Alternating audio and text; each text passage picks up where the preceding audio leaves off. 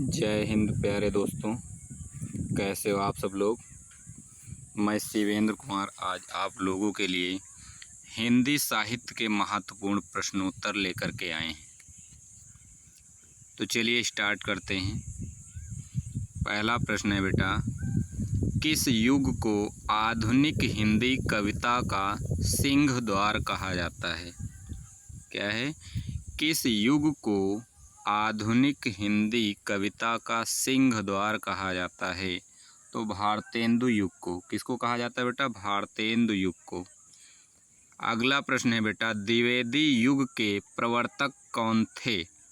द्विवेदी युग के प्रवर्तक कौन थे। तो महावीर प्रसाद द्विवेदी। कौन थे बेटा, महावीर प्रसाद द्विवेदी। अगला प्रश्न है, हिंदी का पहला सामाजिक उपन्यास कौन सा माना जाता है। हिंदी का पहला सामाजिक उपन्यास कौन सा माना जाता है। तो आपका राइट आंसर होगा बेटा भाग्यवती। क्या होगा, भाग्यवती। अगला प्रश्न है बेटा, सन 1950 से पहले हिंदी कविता किस कविता के रूप में जानी जाती थी। तो आपका राइट आंसर होगा बेटा प्रयोगवादी। क्या, प्रयोगवादी। अगला प्रश्न है बेटा, ब्रज भाषा का सर्वोत्तम कवि है, यानी ब्रज भाषा के सर्वोत्तम कवि कौन है। तो आपका राइट आंसर होगा सूरदास। क्या होगा बेटा, सूरदास। अगला प्रश्न है, आदिकाल के बाद हिंदी में किस साहित्य का उदय हुआ। आदिकाल के बाद हिंदी में किस साहित्य का उदय हुआ। तो आपका राइट आंसर होगा बेटा भक्ति साहित्य का। किसका, भक्ति साहित्य का। अगला प्रश्न है, निर्गुण भक्ति काव्य के प्रमुख कवि हैं। निर्गुण भक्ति काव्य के प्रमुख कवि कौन हैं। तो आपका राइट आंसर होगा कबीरदास।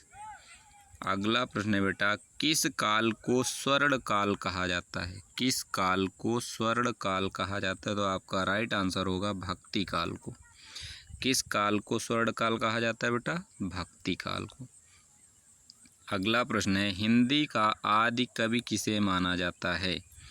तो स्वयंभू को। हिंदी का आदि कवि किसे माना जाता है, स्वयंभू को। अगला प्रश्न है बेटा, आधुनिक काल का समय कब से माना जाता है। क्या है, आधुनिक काल का समय कब से माना जाता है। तो आपका राइट आंसर होगा बेटा 1900 से अब तक। 1900 से अब तक। अगला प्रश्न है, जयशंकर प्रसाद की सर्वश्रेष्ठ रचना कौन सी है। तो आपका राइट आंसर होगा बेटा जयशंकर प्रसाद की सर्वश्रेष्ठ रचना कौन सी है, कामायनी। कौन सी है, कामायनी। अगला प्रश्न है बेटा, बिहारी ने क्या लिखे हैं। बिहारी ने क्या लिखे हैं। तो बिहारी ने दोहे लिखे हैं। क्या लिखे हैं, दोहे। अगला प्रश्न है बेटा, कबीर किसके शिष्य थे।